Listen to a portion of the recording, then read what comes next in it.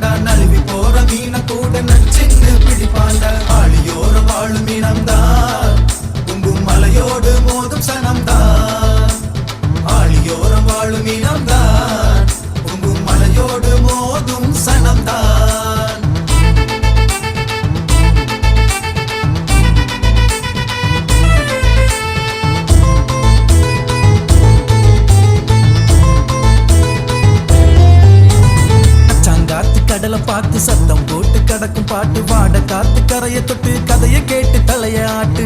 Sony வாடு வாணி வாடு, நீரும் ஓடும் நீ வாடு, அந்த வாடு எங்க பாடு, கடலை பாரு நம் பாடு. ஏலேயம்மா பாடி மரத நீயும் தள்ளு, கடலம்மாருள் வேண்டி கயல நீயும் அள்ளு. ஏல மக்கா சொல்லி வளைய கடல்ல தள்ளு, எல்லை மக்கா சொல்லி நட்ப தாங்கி செல்லே. ஆழியோரம் வாழும் இனம்தான், பொங்கும் மலையோடு மோதும் சனம்தான். ஆழியோரம் வாழும் இனம்தான், பொங்கும் மலையோடு மோதும் சனம்தான்.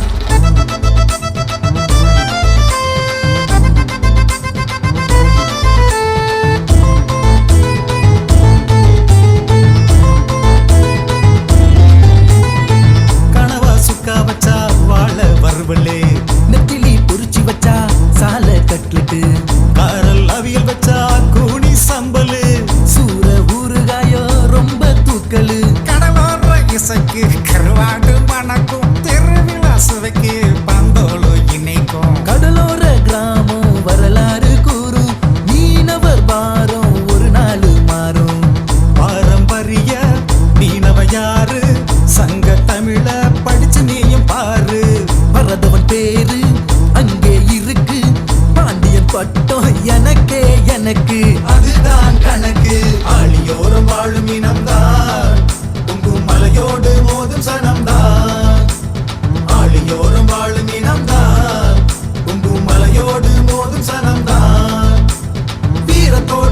சேரும் களம்தான் சுறா மீனோடு சேரும் சிங்க குலம்தான் வீரத்தோடு சேரும் களம்தான் சுறா மீனோடு சேரும் சிங்க குலம்தான்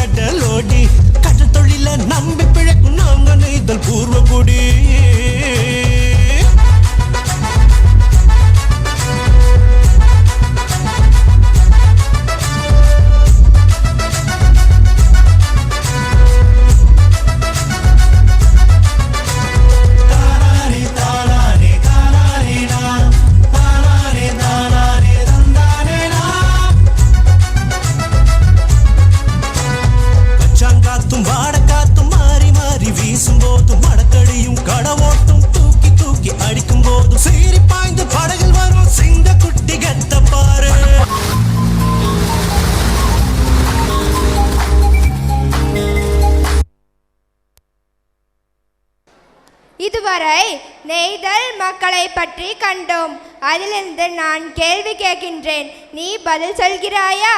சரி கேளு. முதல் பொருள் நிலம். கடல். பொழுது. பெரும் பொழுதுகள் ஆறும் வரும் சிறு பொழுது ஏற்பாடு. கருப்பொருள் தெய்வம்.